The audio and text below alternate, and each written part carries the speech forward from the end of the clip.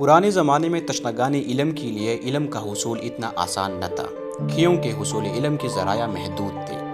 लेकिन वक्त गुजरने के साथ साथ हुसूल इल्म के ज़राया में इजाफा होता गया, और जब 19वीं सदी के अवाखिर में इंटरनेट वजूद में आया तो मालूमात के हुसूल के नए बाब खुलने लगे और मुख्तलिफ वेबसाइट ने अपने क़ारीन को मालूमात फराहम करने के लिए तगदू शुरू की। तो इसके साथ साथ इन ज़राए के मुस्तनद होने या न होने का मसला भी जन्म लेने लगा।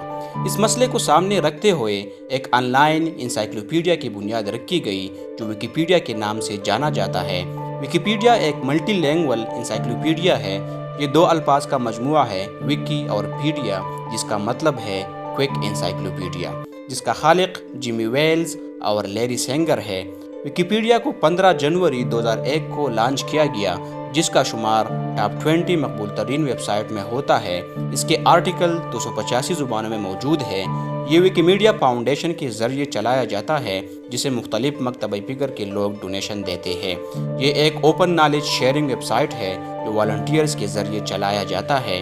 ये 5 करोड़ 30 लाख आर्टिकल पर मुश्तमिल है, जो माहाना तकरीबन 1.5 अरब विजिटर्स को अट्रैक्ट करता है। ये एक कमर्शियल फ्री यानी एड्स फ्री वेबसाइट है।